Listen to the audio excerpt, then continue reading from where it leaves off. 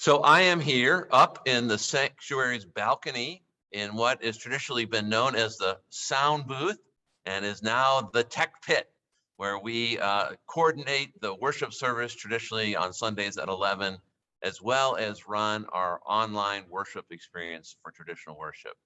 And I am joined today, I'm very pleased to say, by Michael Boshears, who is our manager of marketing and communications. Welcome, Micah.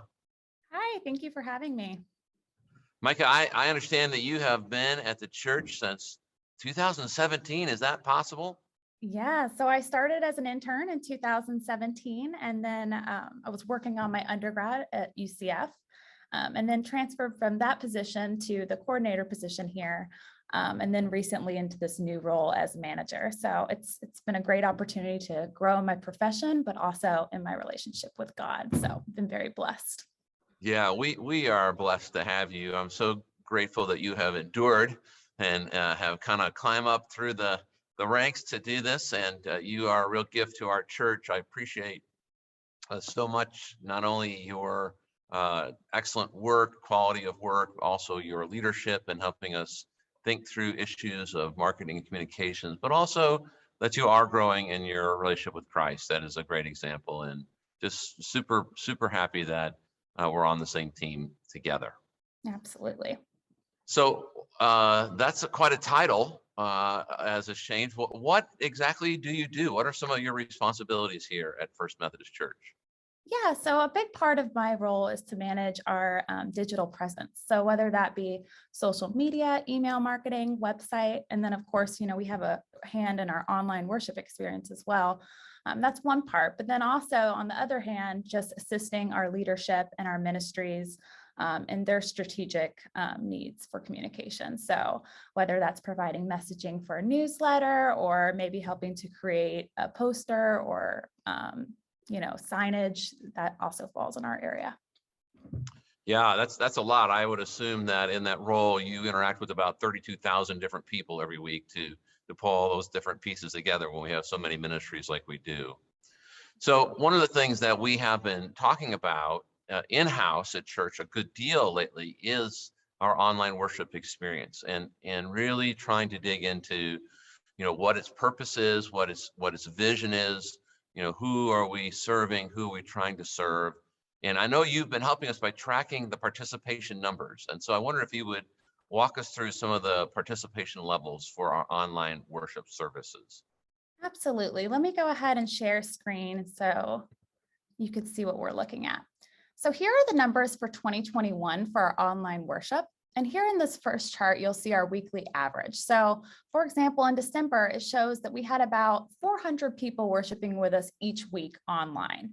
And then here in this second chart, you'll see that these are our live stream views. So these are the people that are watching at 9 a.m. or 11 a.m. on Sunday morning. So it is different numbers. This, tells the story of, people are watching throughout the week and not necessarily on Sunday morning. Maybe it's Sunday night. So that's what those numbers tell us.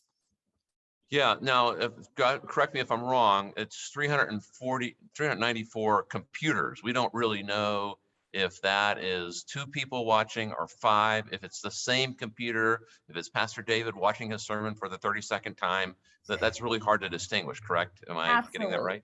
So these are devices. So it could be a family of 5 watching. We don't know the exact number, but this is a good estimate of how many devices are watching on Sundays. So I think one thing, the landscape seems to have changed. And one thing it does tell us is that clearly more people are watching online than are participating in person still. We see that. We see that as we kind of opened up back around May more fully, that the numbers have kind of stabilized into that since May, and that still exceeds, even if it was 1 person per device, it still exceeds the number of people that have come back in person. So that's one thing is, online worship is still here with us and still an important way to think the resource. It also tells us that the landscaping has kind of changed in terms of church, and that it's not about getting all people in one place at one time. And membership is no longer geographical or being present. Participation is broader, and it's requiring us to kind of think through that. Now, in terms of, I get asked this a good bit, in terms of contemporary and traditional worship, how do the numbers break out over the week? So they are very even. So, we'll see about, maybe 10 to 15 more going either way, but they stay very constant. So if we have 400 views on a given Sunday, it'll be about 200 and 200 for those two services. So it's a very even audience. Yeah, so as you look at these and in your role and in your leadership in our family, what would you have us kind of conclude from these numbers?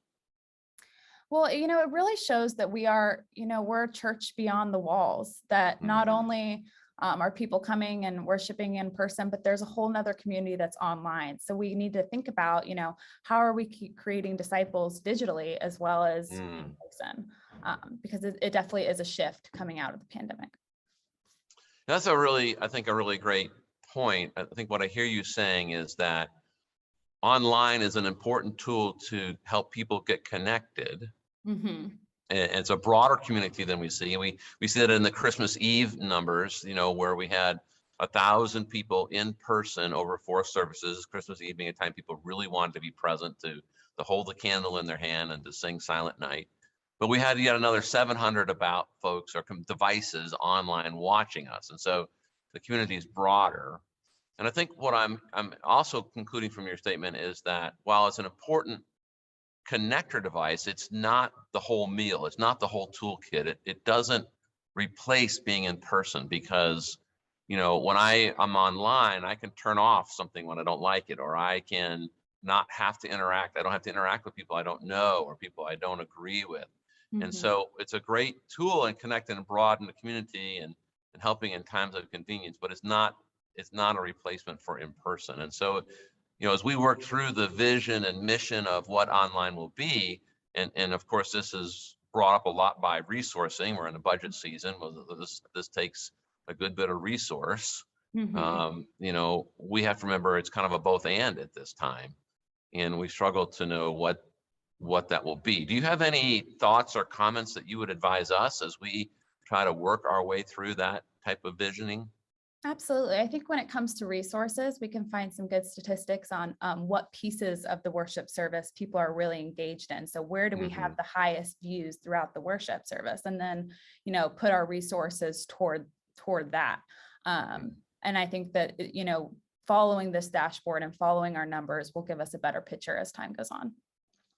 Yeah, I would think that would be important. If we're trying to provide the service for those that are traveling, let's say, or their child is sick, that would look like one thing. If we're trying to reach people who are trying to kind of sample this faith thing, that would look like another thing. I do know that people come and visit us and they say, "Oh, I watched you online for a month." We live in this season where people are more suspicious of organized religion. I want to know what it is before I go. I want to know if they're going to push on me, or what, are they okay? And so people watch first, and they watch for several weeks, and then they come. And if that's what we're trying to do, that looks even a little different. And so, narrowing down what we're trying to accomplish and looking at what part people are watching will certainly help us. Well, Micah, thank you for sharing these numbers with us. I understand that you are a woman who is an Orlando native. You grew up in Orlando. Absolutely. So I grew up in Dr. Phillips, which isn't too far away, and then came to Winter Park when I was in college. So, I'm a local girl. So it's been fun. And I don't plan on leaving because it's warm here. So Yeah, we do like it's been beautiful lately, isn't it? Absolutely. Yeah, and so being a northern boy, what's the best thing about growing up in Orlando? So I did grow up in Dr. Phillips. So our high school was right across the street from Universal. So, you got to capitalize on the theme parks. Yeah. So Never during school hours. Oh, absolutely. Senior skip day Okay. is not a thing. So Well, Micah, thank you for being with me today. Thank you for your leadership, and we'll see you around the horn. Awesome. Thank you so much.